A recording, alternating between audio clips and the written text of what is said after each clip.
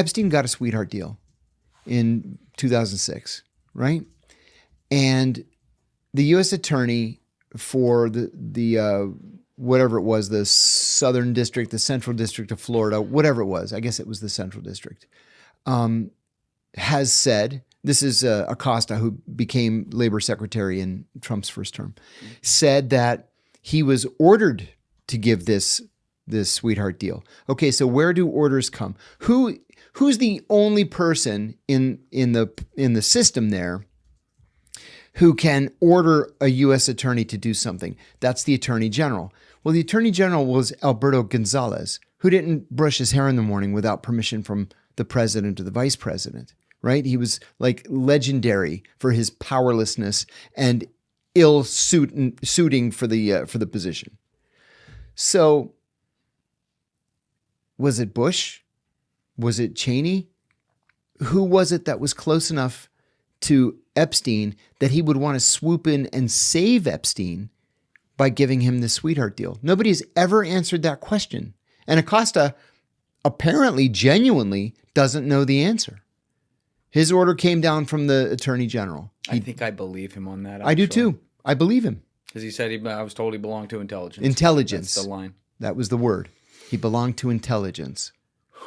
Well, this gets into that super government kind of thing. Because it's like, you say Bush and Cheney, which makes a lot of sense to me. But not, like, my whole worldview is just like, oh, yeah, it's ridiculous.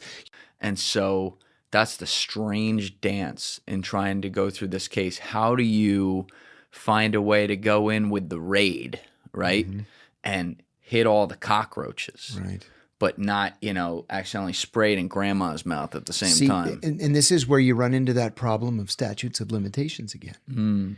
Because it would be far easier if you could just prosecute these people. Right. And show the people of every one of these countries involved that it doesn't matter how famous you are or how important you are, we're all equal under the law. That's and right. that's just not going to be the case here. All these famous rich people, they're all going to get away with it. It's sick. You don't think anyone in the U.S. will go to prison for this? I don't. I was talking to a constitutional attorney about this, and he said the only way that that a prosecution could go forward is if the Justice Department could successfully argue that the cover-up of the original crime continued and constituted a conspiracy. So you couldn't be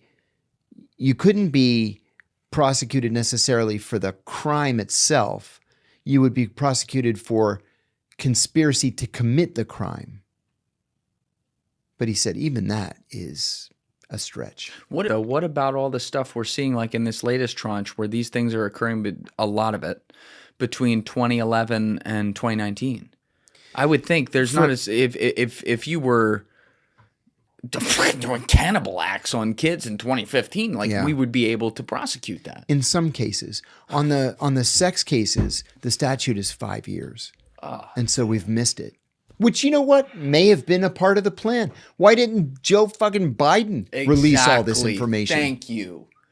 Every administration, I would argue, since Clinton has covered this up. And that's the thing. Absolutely, yes. Right? You have Trump in office right now, and there's a massive cover-up happening, and it should be called out. We will call it out. It is what it is. We'll talk about that more. But every administration, RD, red and blue, has had a chance to put this out. So all these Democrats who are suddenly just jumping on the train here because they can, right? And they can read a question their intern gave them that's an easy slam dunk because they covered this up.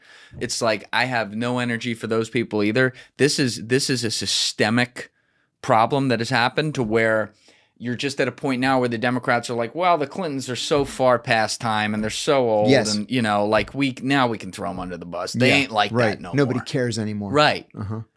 But what about the victims then? What? They don't care. How does that benefit the victims in any way? And why you finally get to depose Les Wexner, which, how about the fact he was listed as a co-conspirator in the documents? See, we never knew that. And he's never been interviewed. Never. Like, where was the FBI all these years?